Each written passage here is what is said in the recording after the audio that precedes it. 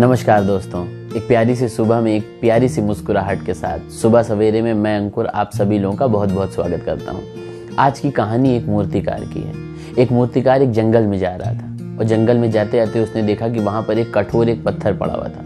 वो पत्थर बहुत ही खूबसूरत था और मूर्तिकार ने सोचा कि इस पर एक बहुत ही अच्छी सी एक मूर्ति बनाई जा सकती है। उसने क्या किया, अपने झोले में से एक छेनी हथौड़ी निकाली और उसके ऊपर वार करने लगा, उसको मूर्ति का रूप देने के लिए।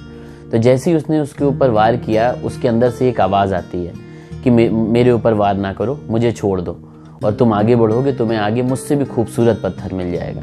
मूर्तिकार बहुत दयालु था, उसने सोचा कि छोड़ो, इस पत्थर को छोड़ देते हैं। वो आगे बढ़ जाता है। जब आगे बढ़ता है तो वो देखता है कि वहाँ पर एक और बहुत ही खूबसूरत पत्थर था। उसने सोचा कि इस पर भी बहुत अच्छी मूर्ति बन जाएगी। उसने अपने झोले में से फिर से छेनी हथौड़ी निकाली और उसके ऊपर वार करने लगा। थोड़ी ही देर में एक बहुत ही प्यारी सी एक मूर्ति बन जाती है। उस मूर्ति को वो वहीं पर छोड़ देता है और आगे बढ़ जाता है। कुछ दूर चलने के बाद एक गांव आता है। वो सोचता है कि लाओ गांव में थोड़ी देर में बैठ जाऊं। तो वहाँ पर एक पेड़ के नीचे वो बैठता है और देखता है कि पास में ही एक मंदिर बन रहा है। कुछ लोग हैं जो उसमें स्थापना करने के लिए एक मूर्ति ढूंढ रहे हैं। तो उससे पूछते हैं कि तुम मूर्तिकार हो, मुझे हम लोगों को मूर्ति ला करके दे दो। तो बोलता है अभी मैंने कुछ ही देर पहले पीछे जंगल में एक मूर्ति बनाई है, अगर तुम लोग चाहते हो तो तुम लोग जाओ, तुम लोग जा करके उस मूर्ति को ले आओ। वो सब लोग जाते हैं और उस मूर्ति को ले आते हैं और ला करके उस मंदिर में स्थापना कर देते हैं और उसकी पूजा शुरू हो जाती है। फिर कुछ लोग कहते हैं कि हम लोग को नारियल फोड़ने के लिए एक पत्थर की ज़रूरत है। तो मूर्तिकार कहता है कि एक काम करो, उसी जंगल में फिर से जाओ और थोड़ी दूर पे वहाँ पर एक और पत्थर पड़ा हुआ है, उस पत्थर को ले आओ। उन लोग जाते हैं गाँव वाले और जाकर के उस पत्थर को भी ले आते हैं जिसको पहले मूर्तिकार ने छोड़ दिया था, और ला करके मूर्ति के सामने रख देते हैं और उसके ऊपर लोग नारियल फोड़ते हैं। एक बार की बात है कि वो पत्थर जिसके ऊपर नारियल फोड़े जा रहे थे, वो मूर्ति से पूछता है कि हम दोनों एक ही जगह से आए हैं, हम दोनों लोग ही पत्थर थे, तुम्हारी मूर्ति बना दी गई, लोग मेरे ऊपर नारियल फोड़ते हैं, ऐसा क्यों? तो उस मूर्ति ने उस पत्थर को जवाब दिया कि जब पहला वार तुम्हारे ऊपर उस मूर्तिकार ने किया था तो तुमने उसे मना कर दिया था। काश तुमने उस पहले वार को सहन कर लिया होता तो तुम भी मूर्ति बन जाते और लोग तुम्हारी भी पूजा करते।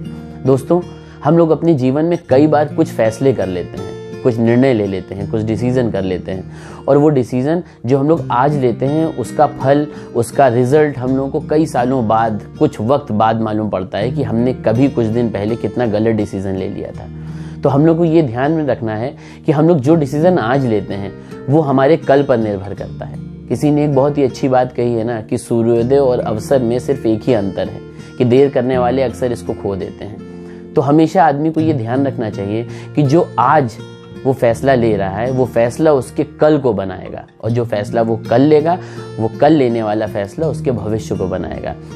तो जो भी ये मेरा वीडियो, जो मेरे प्यारे बच्चे देख रहे हैं, ये वीडियो उनके लिए भी है और ये बात उनके लिए भी है कि अगर आपके पेरेंट्स, आपके माँ बाप आपको किसी काम के लिए, किसी बात के लिए रोकते हैं और टोकते हैं, तो ये समझिए कि एक तरीके से आप वो पत्थर हैं और आपके माँ बाप वो मूर्तिकार हैं। हो सकता है उनके वार से और जो वो आपको रोकते हैं, टोकते हैं, उससे आपके अंदर एक बहुत ही अच्छा इंसान हो जो छुपा हुआ है, और आपके माँ बाप उसको एक साकार रूप दे सकते हैं। तो कभी भी अपने माँ बाप की, अपने जो भी आपके गार्जियन हैं उनकी, या अपने टीचर्स की किसी भी बात को बुरा नहीं मानना चाहिए, क्योंकि आपको ये समझना चाहिए कि आपके जीवन में हर वो एक इंसान जो एक मूर्तिकार है वो आपके अंदर से एक बहुत ही खूबसूरत इंसान निकालने की कोशिश कर रहा है।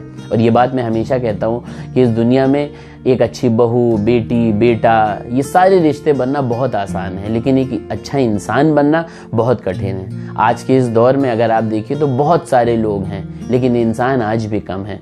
तो ट्राई करिए कि एक अच्छा इंसान बनिए और इसी तरह हमारे चैनल को सुनते रहिए। मैं हर रोज़ सुबह आऊँगा एक नई कहानी के साथ सुबह सवेरे में, जिससे हो सकता है कि ये कहानी किसी की ज़िंदगी बदल दे और किसी के चेहरे पर एक मुस्कुराहट ले आए। तो चलता हूँ, फिर अब कल मिलूंगा एक नई कहानी के साथ। तब तक के लिए धन्यवाद।